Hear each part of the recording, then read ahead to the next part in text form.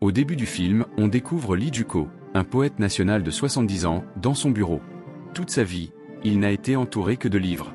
Tellement absorbé par son travail, il n'a même jamais pris le temps de se marier, même après que la moitié de sa vie soit passée. À présent, il ressent profondément l'absence du temps perdu.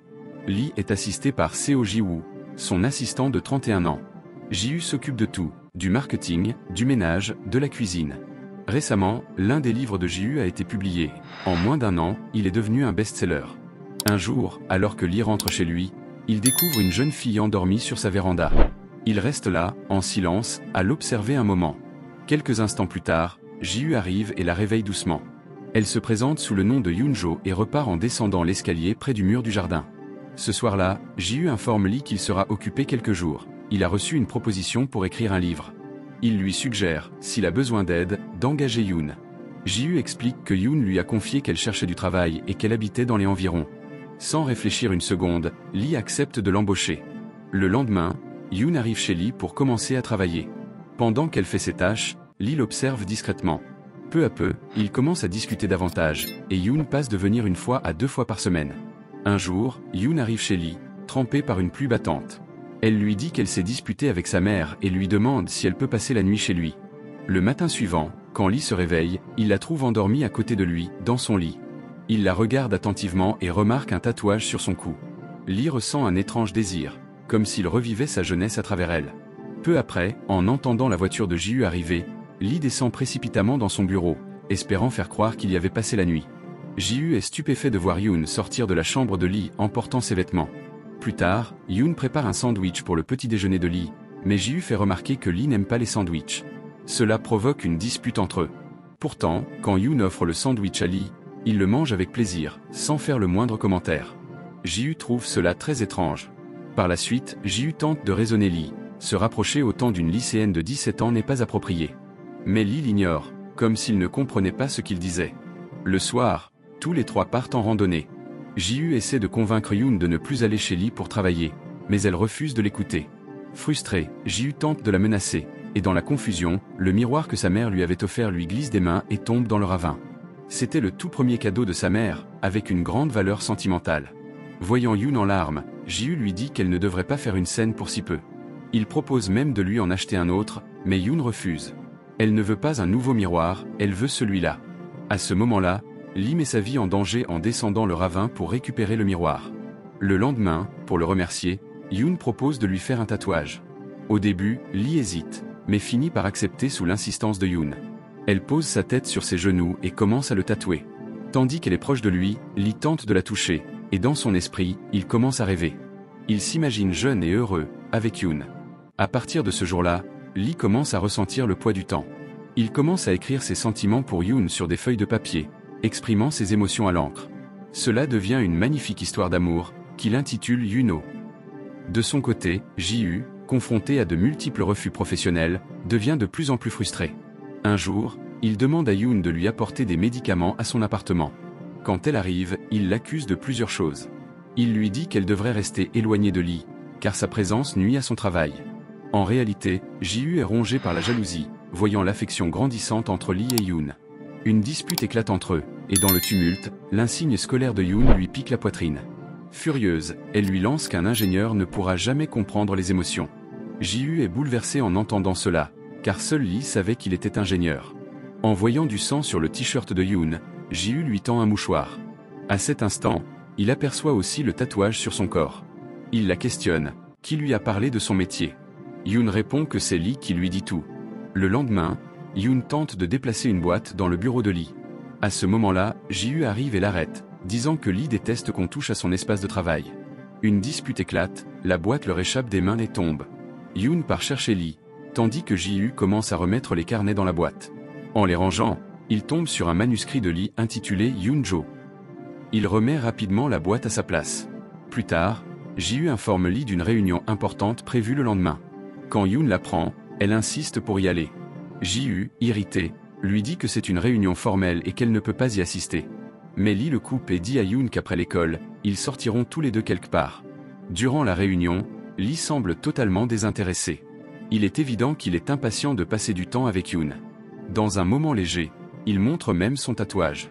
Voyant que Lee a le même tatouage que Yoon, Ji-Hu ressent encore plus de jalousie. Après la réunion, Lee emmène Yoon dîner dès qu'elle revient de l'école.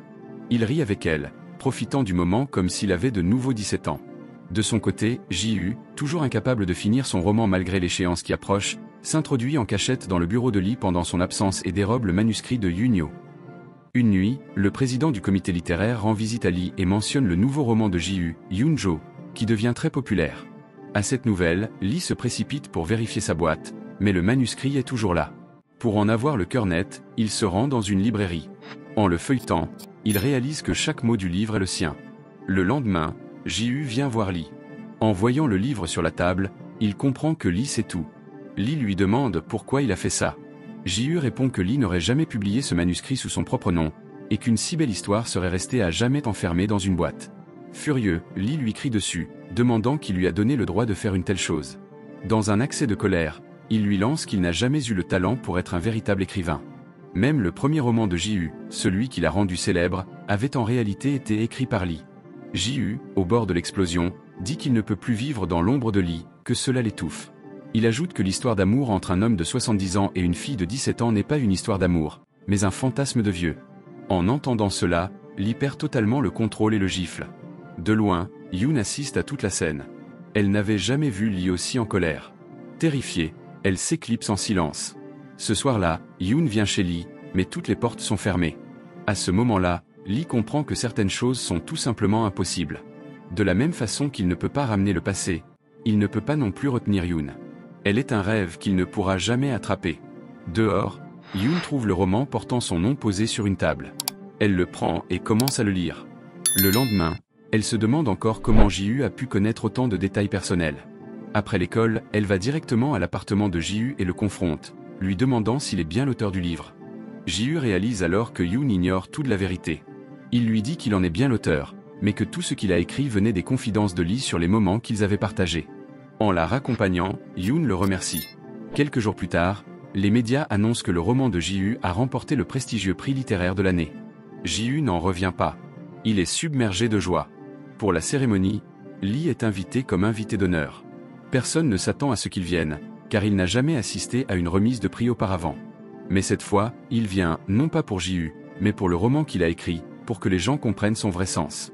Sur scène, Lee déclare « Yoon-Oh est comme la première pluie douce sur une terre sèche et stérile. Si belle, si pure. Peut-être que personne n'aurait pu l'écrire avec autant de vérité. » Ji-Hu est assis dans le public, tête baissée, silencieux. Des mois passent, l'hiver s'installe. Le jour de son anniversaire, Yoon revient chez Lee pour lui souhaiter. Cette fois, il ouvre la porte. Le soir, ils célèbrent ensemble. Un peu plus tard, Ji-Hu arrive aussi pour lui souhaiter.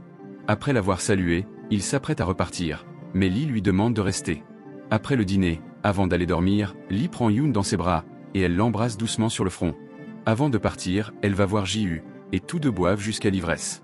En pleine nuit, Lee entend du bruit venant de son bureau. En allant voir, il les surprend dans un moment intime. Yoon pense sincèrement que Ji-Hu est l'auteur du roman, et donc qu'il a des sentiments pour elle. En voyant cela, Lee est fou de rage. Dans un accès incontrôlable, il crève les pneus de la voiture de Ji-Hu et dérègle la direction. Le lendemain matin, en entendant démarrer la voiture, Lee se rappelle soudain ce qu'il a fait. Peu après, Ji-Hu perd le contrôle du véhicule, mais évite de justesse un accident grave.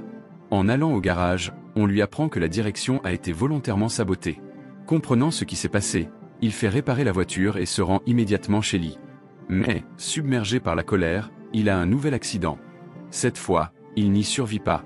Pendant ce temps, Yoon reçoit un message vocal de Lee. Il y avoue avoir tué Ji-Hu. Bouleversé, Yoon ne retournera plus jamais voir Lee après cela. Le temps passe.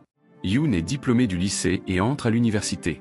Un jour, à la bibliothèque, elle tombe à nouveau sur le roman.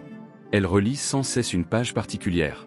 Dans la scène suivante, on la voit, des années plus tard, revenir à la maison de Lee. La maison est remplie de bouteilles vides, de nourriture abandonnée et de pilules éparpillées. Yoon s'approche de Lee, endormie dans son bureau. Elle lui demande pardon. Elle avoue qu'elle a été stupide de ne pas comprendre tous ces moments silencieux, ces instants jamais exprimés à voix haute, seulement ressentis. Et que ces choses-là ne peuvent jamais vraiment s'écrire ou se raconter. Yoon dit qu'elle a toujours appartenu à Lee, que c'est lui qui a écrit ce livre, et le remercie de lui avoir fait sentir qu'elle était importante, belle, précieuse.